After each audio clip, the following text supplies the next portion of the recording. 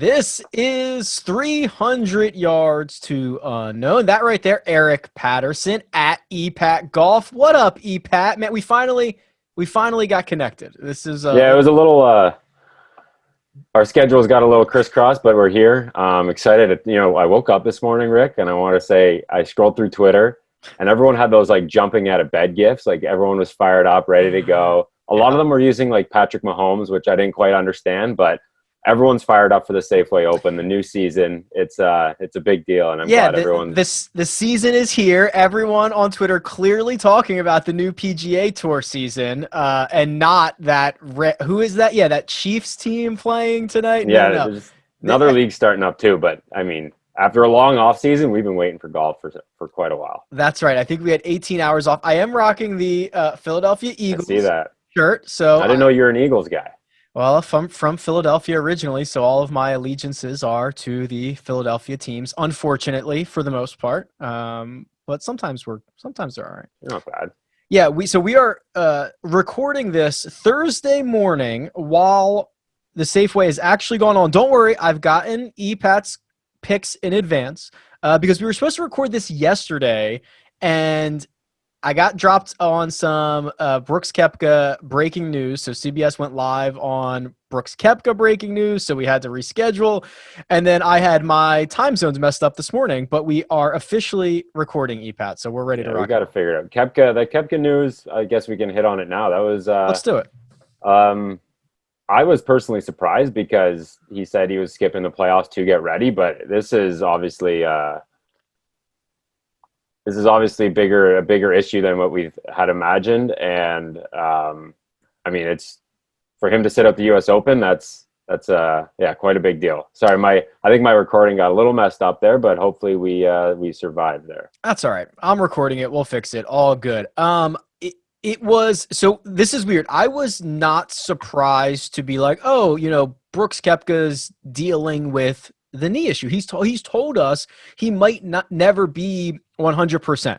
So like, I was not surprised that this issue has come up. I was very surprised that he already is pulling out of the US Open, which says to me he's not close. He's not going to play through it. And when, we talk about this with Tiger a lot, Eric, like he peaks for the US Open. He peaks to be ready for the PGA Championship, for the US Open, for Augusta National.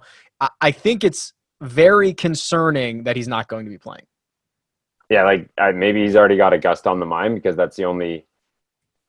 He was gutting out like the 3M Open, the Wyndham Championship. It goes back to his scheduling decisions that I will never understand at this point. Now that it's cost him a shot at the US Open, I think he's regretting that flurry of tournaments he put together at the end of the season too, because Winged Foot's supposed to set up perfectly for him, like a Bethpage setup, like a Shinnecock type setup. So that's unfortunate that he's not going to be there.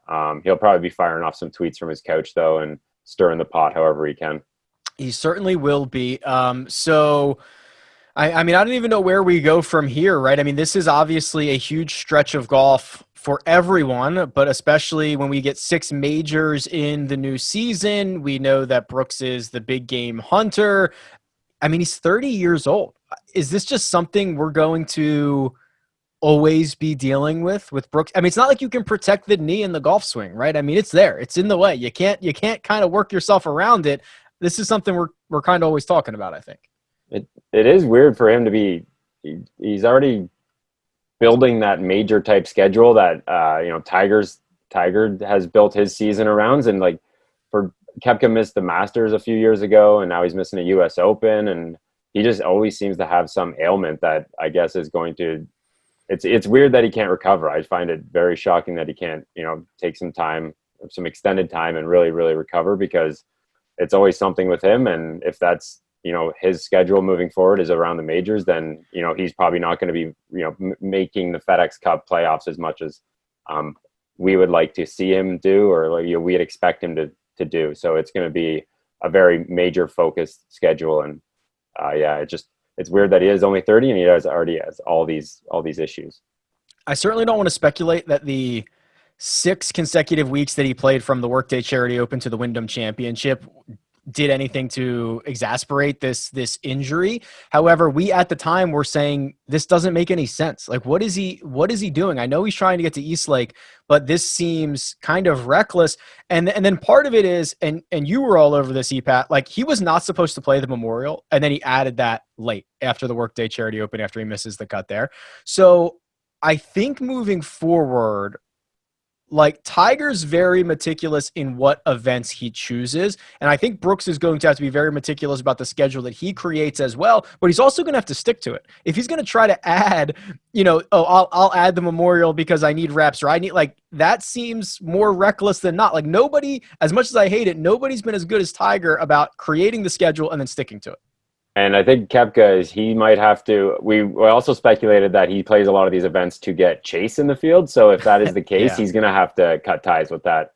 In a little situation he's going on with his brother, because it's costing him chances to add to his major title. But I was really hoping to see him there at Winged Foot, and coming in cold, there would have been a lot of talk about it, and DJ's hot run and the clash that they've had, because ever since Koepka called DJ out, he's racked up almost close to $19 million. So not a bad little run since Koepka ran his mouth.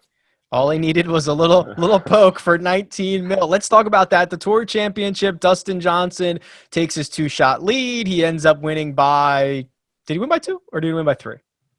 I was following the 72-hole stroke leaderboard a little bit more closely. The shadow leaderboard won by He won by 3. He won by 3, though. 1 by 3. Okay. So Xander Schauffele won the shadow leaderboard, the 72-hole, just the stroke version of it. Okay. Now that we've gone through the Tour Championship twice, JT's year coming in leading, and then Dustin Johnson's year coming in leading, how would you grade this format? And I know we've talked a lot about it. I know we've offered up some alternatives, but like, if you had to put a letter grade on how this has gone for 2 years, what would it be? That's a good question. I think it's doing exactly what it's supposed to do, and it's supposed to reward the best player that season, even if DJ just put his run together in the playoffs, which is a lot of teams put their runs together in the playoffs and lift the Stanley Cup or win the World Series. So I'm going to give it a B because it's doing what it's supposed to do, but I still think there is room for improvement. I think there's room for more drama. I think there's ways you can tweak it to make it a little more interesting. But yeah, a solid B because it is doing its intended purpose, and that's reward the best player. Sunday was personally like almost a tough watch. It really didn't get that close, and it was like we were just waiting 4 hours to have the inevitable happen, which is DJ win the eventual tournament. So that's how I viewed it personally. Xander made it a little close, but I really never, ever thought that DJ was going to let that one slip away. Yeah, it got close for I don't want to say it got close. It got interesting. You moved on your chair for maybe one hole. And then it's exactly. Okay, back. You had a moment where we said, oh, well, if he misses this and he makes that, then it's close. So we were close adjacent is what we were. Never got tight. Never really got tight. I agree with you. I probably would have given it a B+. I think let's be clear. There are flaws in the system. We've gone through those ad nauseum, but this is 100 times better than what it was 3 years ago, right? Where you just had the point system that no one knew about, and then the potentially two different winners.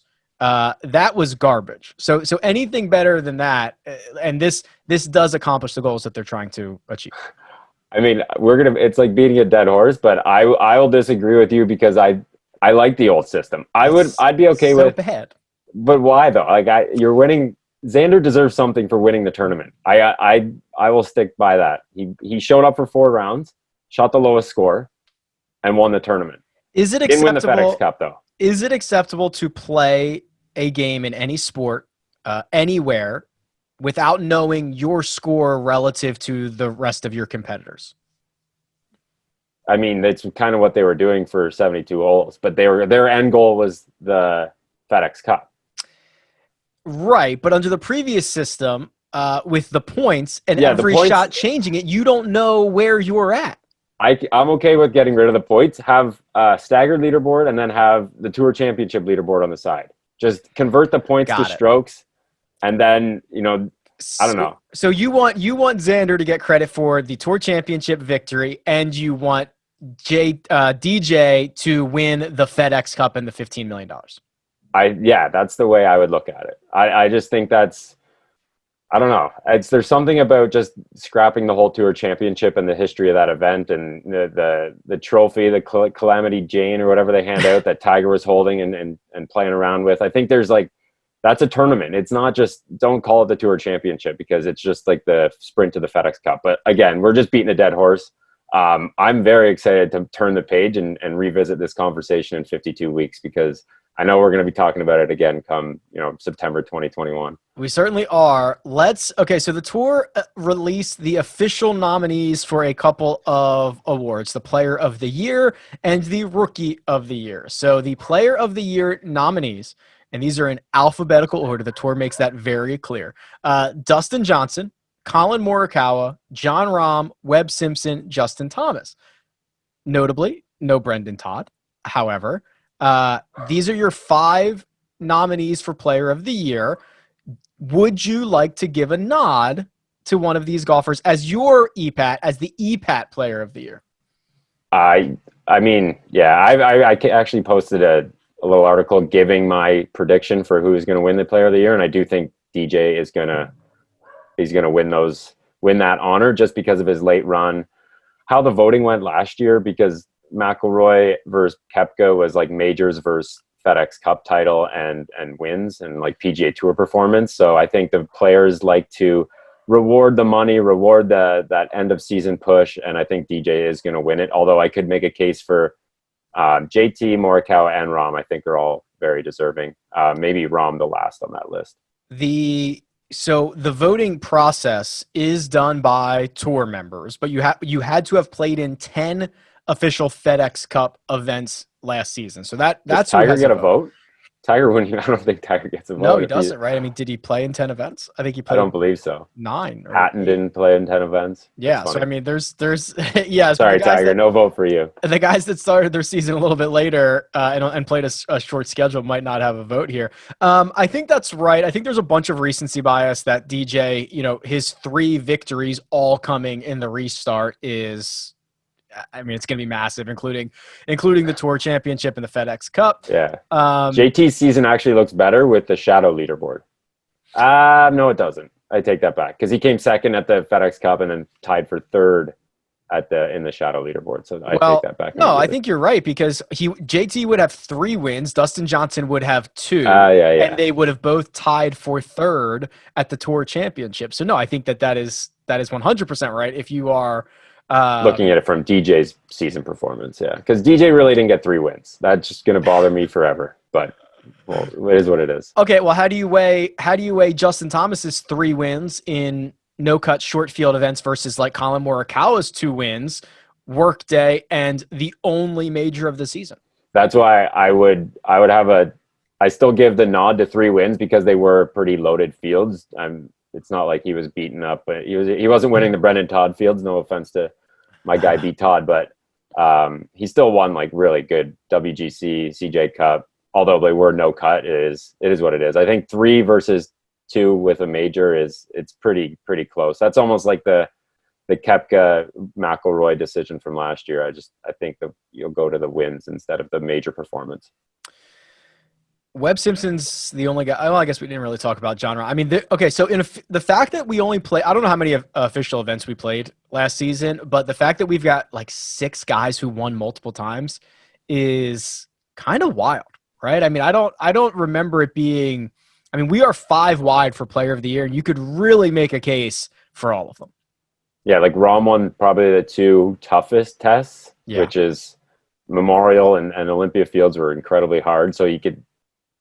People were saying BMW Championship, that's like almost a major. So if it had a U.S. Open label on it, he would have a much, a stronger resume. But yeah, then Webb's 2-win season, and he won like the Vardon Award, which is the lowest adjusted scoring average, which used to be like the crown jewel on the PGA Tour, and now it is what it is. It's not quite as prestigious as it once was, but to have the lowest scoring average is a nice little title to have for him. So 5 guys it's just more of a testament to where the game is. And I think in the world the constant battle for world number one as well. It just the crown, whoever's battling for that title at the top, it's going to be a constant reshuffle all the time. And Rahm won the strokes gained total title. Yeah, so if you like that too, so it's like you could really argue any single one of these guys. Rookie of the year. So there are 4 nominees. I think everyone has kind of already narrowed it down to 2. So Harry Higgs. I saw Harry Higgs get the How did he nod. snipe his way into this little that's generous for old entertainment Harry. point of view? Is there some I guess, man. 7 strokes top gains, the shirt unbuttoned, whatever. Did you see his deep V for the press conference this week? My He's God. so good. He's so good. He had 7 top 25s, 2 top 10s, and a runner-up. That's his resume. Then you get Maverick McNeely, who had 6 top 25s. He had 3 top 10s, and his best finish was a T5 at Pebble Beach. Then you get the 2 that I think everyone is kind of focused on here. Victor Hovland, who is the only one of these 4 nominees that had a victory last season. It was the Puerto Rico Open. And then Scotty Scheffler, who I think also benefits from the recency aspect of this, because even though Hovland played well in the restart, his victory came prior, and Scheffler, pops up with top 5s at the PGA Championship, at the Northern Trust. He shoots a 59. And when you talk about, we always say this in the NBA, there's that MVP moment. That 59 is kind of like Scotty Scheffler's moment that everyone will remember. Yeah, I think Hovland, if his win came after the break, even in an alternate field, I think he would be just getting the crown regardless, because even in the player of the year discussion, more people's focus is after the 3-month layoff. So that's why DJ is getting all the publicity he is, that's where Scheffler's run came as well. But I would still give the win a lot of credit for Hovland. And I think he's going to get that, because I think players see that as well. To win in your rookie season on the PGA Tour, regardless of the event, I think that's not an easy task, and not a lot of guys do it. I'm rarely torn on things like this. This is legitimately razor thin for me. I could see both. Be close, yeah. I could see both sides of this. I think Hovland, and it's not like he was bad after the restart. He was fine. I love the strokes gained aspect of it from him. The win, I think, goes a long way. I'm trying not to just look at a 1 round, a 59. I'm trying not to just look at. I mean, he did have a top 5 at the PGA. This is really close. He had a good season. Yeah, I could really, I'd have no problem with either of these guys winning. I think if you made me decide right now, I think it's Hovland. I like the win. Do you have the strokes game numbers up? I can get them. They were strokes game total, I looked it up before. They were very close. I think one was 18th and one was 23rd, but I can confirm that. Because Morikawa is surprisingly low. I think he's 15, and I don't know how that factors in, probably because he had so many top 20s that maybe not gaining as many strokes, and it was just middling results. But Scheffler was 15th, Hovland was 23rd, so they're both top 25 in strokes gained close as well. So I'm gonna give the nod to Hovland because of the win, but you could easily convince me here. I don't even understand. I probably should know this, but I don't really understand what a rookie is on the PGA Tour, because you could argue that Morikawa is a rookie as well. And I know he won last year, which probably is the reason why he's not a rookie. And I don't know, you got to have a certain number of FedEx Cup points earned in a certain window before, it is a little confusing to see, because Hovland and Wolf and all those guys came in at the same time, but one's a rookie and one's not. Yeah, there is a criteria. Here we go. A player's rookie season is defined as the season in which he becomes a PGA Tour member, including special temporary members, and plays in 10 or more events as a member, or finishes in the top 125 of the official FedEx Cup points list, or qualifies as a top 125 non-member, whichever occurs first. So the short way of putting this is, you never know who a rookie is. Who has the most complicated definition of a rookie in their sport? Tennis or golf or any other sport? My goodness. It's really bad. So those guys finished top 125 last year. They're not a rookie, because I think Hovland had to go back to Korn Ferry. So I guess correct. That's what. Correct. And Scotty Scheffler graduated last year. Yeah. So there's gonna be no rookies. I don't know. whoever makes the jump, maybe like a Will Zalatoris. It's going to be a slim It's rookie going to of the be year like race next year. it'll be Dylan Wu and Will. That'll be like your two, right? I mean, yeah, who's going to be a rookie? We're not getting the graduating class. I have no idea who's going to be a rookie for the 2020-2021 season. Oh my God. There's no graduates. So great. I guess there'll be a guy who gets like maybe a special temporary start and he's a rookie, like what Will Gordon or something did. I guess I don't know how it's going to work. Oh man. All right. Well, long time away. What the tour missed out on is the opportunity to give out other superlatives. So wait. Did you not see the PGA Tour's tweets? What? They were giving out awards. Stop. Biggest transformation. Who do you think got it? Todd. What does that mean? No, I think they made it just to give Bryson an award. Bryson, yeah. I didn't know what that meant, but okay. So what else did they have? Oh man, I should have looked these up before. I saw best drive that wasn't actually a drive, which is again terrible award, but it's basically Hovland ripping a driver off the deck at the BMW Championship. I think. So they took moments that they wanted to highlight and they added superlatives to them. Those were the awards. I saw Bryson's biggest transformation. I was like, what are we doing here? Wow. I thought like Todd would have got that. I don't know, but yeah, those were their fun awards. Well, I defer to Kyle Porter, who has this great article over at CBSSports.com where he does, the most improved player. He had like best tournament, best finish, funniest moment. Like some of these are like most memorable shot. I mean, some of these are really slick. We could do a whole show on these, but do you want to take a guess at, hold on, let me see here. These might be hard to remember. Best tournament? That's pretty subjective. I'm biased. I'm going to say the Workday Charity Open. Why? The putts? I just think like it was back and forth, and then JT's collapsed, and then the couple putts. The playoff was a little extended. I think there was just a lot of good golf down the stretch for Morikawa to come back. You can make an argument the BMW Championship was equally as good, and that finish was incredible too. But I thought the Workday was the best event out of the restart, and then I don't know, that holds Morikawa's second win on tour. That was just a big spot for him and kind of his coming out party. That's a pretty good one. You could make you could convince me the Honda. I guess maybe just like the finish, I guess, right? Where Tommy Fleetwood's in contention, trying to get off the schneid for his first victory over here in the States, hits it in the water on 18, right? He dunked it on 18. Brutal. Yeah. And then Sungjae hits that. Yeah. Sungjae hit like multiple shots where he had no business taking the line he was hitting. And that's when Mackenzie gave him the Sam Cassell. That's right. Big Stones gif that we got floating around now. That was a good finish. That's a good My guy Mac actually was in the hunt there. He had he went nuts a shot on at it.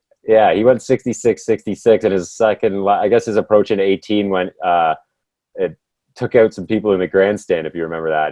That's right. I think that's where that's where the DFS Open guys were sitting, I think. Yeah, that came right into your cocktail drink. That was a little wide left. I think he was feeling the nerves there. He like holed out from the bunker early in the day, and I was like, he's gonna make a run here. Maybe it was on like 12 or 13 or something like that. So the PGA Tour has also got the luckiest shot. I'm looking at it. It's now Fowler at the WGC FedEx. I don't remember this shot. Oh well, but yeah, they got some funny ones up there. I guess if you want to go take a peek at those. Do you have any others you'd like to nominate for? Who's your biggest disappointment?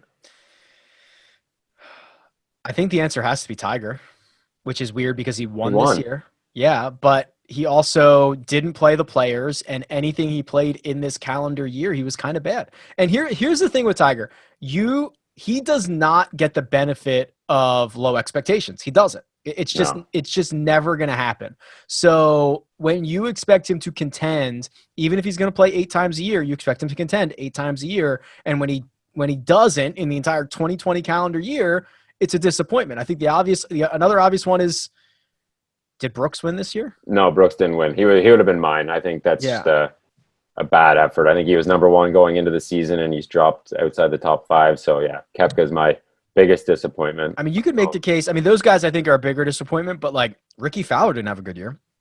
A lot of guys had bad years. Yeah, a lot of guys who missed the BMW Championship had some pretty bad years. A lot of like Europeans. So they're very lucky that the Ryder Cup isn't coming up in like 2 weeks because their team was not at all ready.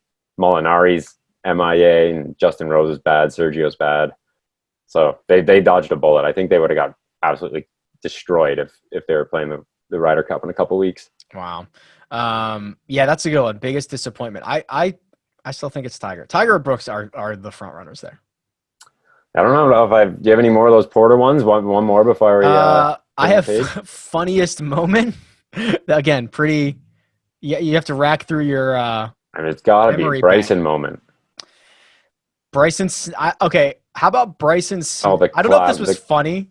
Yeah. Snapping his driver, then trying to explain to the cameraman who, like 3 weeks prior to that, he was all upset at a cameraman. That was like the most disingenuous moment of the year. There is a lot of, Bryson stole the show for like a 4-week stretch where he was doing something stupid or climbing or wanting to climb fences, complaining about fire ants, breaking his driver. There was a lot of Bryson content for a while. And then the performances fell off a cliff, and we stopped talking about him, which was nice. He'll be back soon. He'll be back. KP has his funniest moment as Terrell Hatton giving the bird to whatever that body of water is.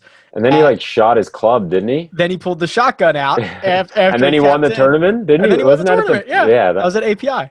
That just encapsulates everything that Hatton is. He can just be so rattled and win the tournament at the same time. Yeah, it's phenomenal. That was good.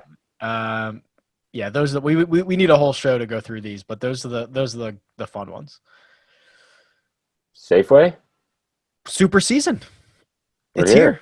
Super season Safeway. First of all, I think we talked about this. Maybe we did. Like, just nobody here. I mean, they're just stuck between the Tour Championship and the U.S. Open is not a great place to be. Let me say we saw it coming. I thought maybe someone might want to get their game sharp who missed the BMW that has not played for a while, like a Fowler or I don't know who else is in that boat, Justin Rose. But it is, Mickelson. When Mickelson's like the odds, like the headlining the betting board, and Spieth's up there too. It's an ugly look for. But it is nice, like just us degens who follow the stats. This is a fun week to follow, like the long shots that no one really knows about at the same time. I could make the case that 80 guys could win this golf tournament. Like it's. I thought they might just come out. Everyone's 40-1 to 60-1, and say good luck. Yeah, not even try to set up prices. But the photos that we're getting from Napa are post-apocalyptic. I don't know. I guess it's not close enough to you, but I didn't think they might not. There was talk that they might not play or they might have to move it. I think Mickelson referenced, I hope we can get out there, but it is looking like it can't be healthy for these guys to be out there for 6 or 7 hours with whatever. I guess it's a ton of smoke, and the air quality is brutal. So yeah, I'm 400 or 500 miles away from this. Now we have our own in Southern California, we get the fires as well. Nothing very close to us at the moment, which is great. But when it is, man, it's super crazy. We had this issue, I think it was last year, and they had evacuated the street next to us, and we were just we're gonna go. We drove to my parents' house, we'll hang out there. And we came back, and I mean, there's just ash all over everything. I think what happened, and we're recording this again Thursday morning, and I think what I heard on the broadcast was the wind shifted, which is good because this thing travels fast. If it's going in the wrong direction, it's hard to contain, and one of the ways they contain it is when the wind shifts and the fire burns back on land that it's already burned. Right. That's what slows it down. That's when you're able to start controlling it. But yeah, man, I mean, we still have 3 days to go of this. You could get to a situation where they've got to go into a delay. They might, I don't know. They already had a fog, quote unquote fog, definitely smoke delay. Definitely. These guys can't see. But yeah, those with the orange sky and I think Shane Lowry posted a video. I don't even know how you play in that. It looks like they're playing it in sundown where it's pitch black, but bright at the same time. It's like noon. And it's it's unbelievable. Crazy scenes. Hopefully we get through it. Yeah. So, and they actually had an issue. I think it was 2 years ago.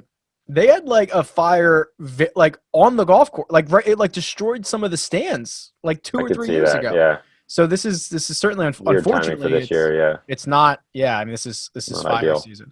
We mentioned that it's kind of wide open. I think it is pretty much a joke that Phil is the betting favorite. I think it's, I guess, understandable, but crazy that Siwoo's up there.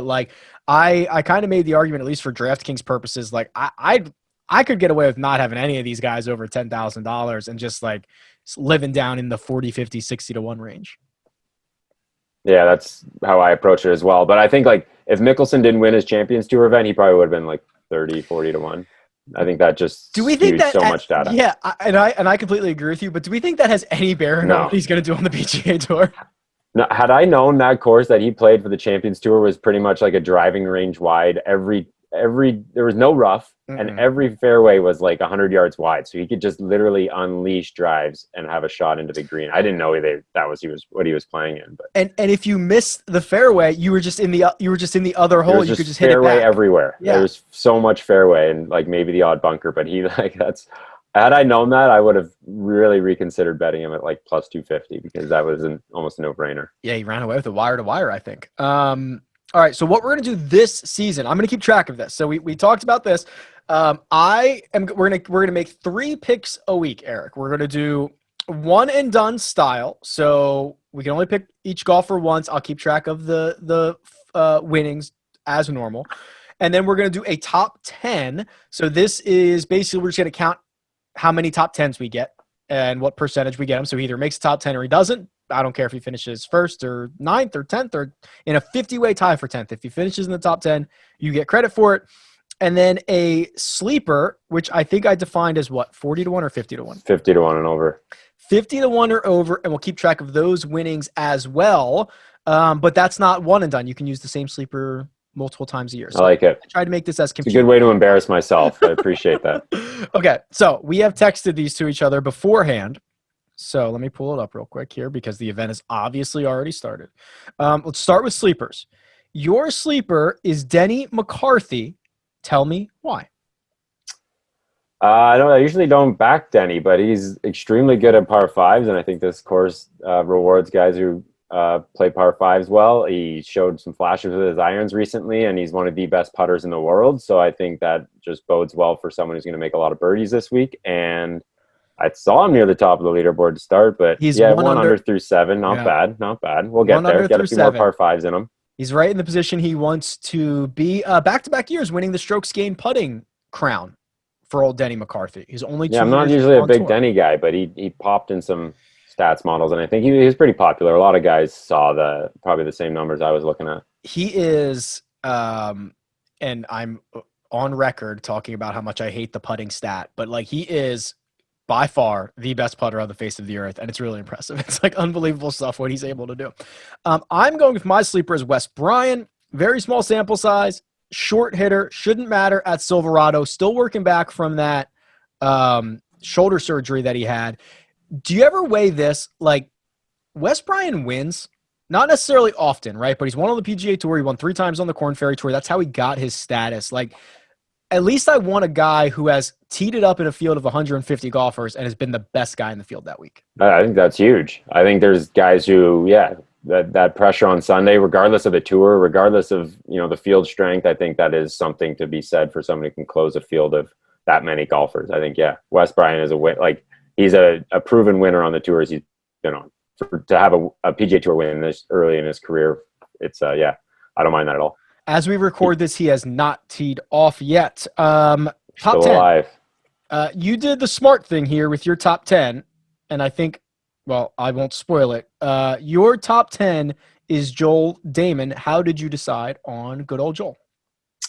I think he's probably the best player in the field. I think I could make that argument.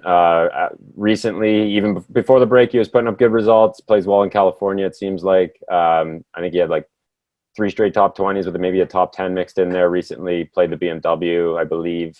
I don't have all the numbers in front of me, but I just think he was very consistent. Should be there come Sunday. Yeah, I think maybe him, HV3. I mean, I'm partial, but I could throw Doc in there. Like I could argue like those 3 or 4 guys are like the best, could be the best guy in the field. So all about Joel Dahmen. I have Cam Davis as my top 10. He's kind of the flavor of the week. I mean, young Australian kid with all the raw talent in the world, makes a lot of birdies, has touched the the first page of the leaderboard a handful of times over the past season, and played well down the stretch before collapsing at Wyndham. But hey, scar tissue, EPAT, got to build it up, got to knock No, on the door. I like that pick. He tracking him here, just made a sloppy double bogey, but he's still 1 under through 12, 13. So, and he's coming up on, he's got 2 par 5s here in front of him. Ooh, mama. All right, here we go. And then your pick to win, friend of the pod, who is it? Your boy, Doc Redman. I think Love it. Popped at the Wyndham. This is a field that I think we just said that I believe he's one of the better players, better talents in the field. I mean, this course, anywhere he goes, his approach game works. So this is a tee to green type course. Bad putters have won here, so I think Redman can make some noise. He's more accurate than all of the guys who hit it as far as he does. He is longer than all of the guys that hit as many fairways as he does. So he's both straight and long enough on the PGA Tour. We know he strikes it like an animal. Always going to love Doc. And then for all the reasons you mentioned about Joel Damon, he was my pick to win. 3 top 20s in his last 4 starts, 10th place finish at, I think it was PGA. Yeah, he plays well. He's been playing really well. And my only thing with Damon is he keeps talking about how he doesn't really care about winning, which is I find very odd. Like all the conversations he has, he's like, I love the money, but winning isn't everything for me. I take a top 20 every week. But do you know what also comes with winning is a lot of money. I don't know, but I don't understand. It's $1 million. Just cash it in once, and that's like 10 top 10s. Yeah, he still does. He does. I was gonna say he still doesn't. Like, winning on the PGA Tour is easy. He does not have a PGA Tour win, but his mindset, just the way he talks about winning is. Like he said, he's not even like going above and beyond to grind to become like a prolific winner or like a top 20 player. He loves what he's doing right now. Well, I think he said something like, if I make $1.2 million a year for the next 10 years, like that was a raging success. Like I loved it. Yeah. And it is. That is a great mindset to have. And he's living the life on the PGA Tour, but to come from a winning perspective is not exactly what you want to hear. Shout out to the Golf Digest guys. So their new pod, Local Knowledge, they dove into the financials of like sponsorships, and Damon was quoted on it, and he was on it, and he talked about like, okay, if you win $100,000 in a week, like how much of that goes to taxes, how much of that goes to your caddy, your physio, your whatever, like all this other stuff, your expenses, your travel, and it was really interesting stuff. But yeah, I'd love to see him cash a winning ticket. Yeah, I mean, this is a field that he could easily take down without even like thinking about winning. It's not like he's going toe to toe with like a DJ on Sunday. He's going up against, I don't know, Spieth maybe. Eric Patterson at EPAT Golf. What's going on over at the Score? There is another league starting, and I think if you do want to track your fantasy teams, your bets on Sunday, just download the Score app. That's all I can ask for you. Download the Score app. NFL is back. Golf is back. Who's your pick to win the Super Bowl? Oh, dude, I have no idea. I have never. We're not even doing our fantasy league that I've been in for like 10 straight really this year. It's just like interest in fantasy football. From what I could tell, it was at an all-time low this year. Obviously, a lot of other things going on and not the normal preseason and all that stuff. I have not paid attention at all. I just assume the Chiefs are still by far the best team in football. I know it's hard to go back to back. I'd love to see Lamar Jackson and the Ravens win one. Like, I think that would be cool, but I couldn't even tell you who. Yeah, I was thinking the same about like the how excited people are, but once I did my draft with my buddies, it just reignites it. And like, I'm really looking forward to tonight's game, but I'm just gonna take the Saints. I think this is like their last chance to win it with Breeze. Last chance for the Saints. Yeah, I feel like they've been kind of screwed a handful of times. Yeah, they gotta. That luck has to turn around, I think, and that's just a real long job. I cheer for the team in Washington that is a complete and utter train wreck. So the Washington football team. It's a better name than it was before. Certainly true. I'm on ESPN right now, and it's just it looks like they've it's like a create a team logo. You know what I mean? It's just like a W. Yeah. Their helmets are sweet though. They're sticking with the same color, and they got the numbers in yellow on the burgundy helmets. I think they look real good. Just stick with it. It does look cool. Follow Eric on Twitter at ePackOff. You can follow me at RickRunGood. This has been 300 yards to unknown. We'll catch you next time.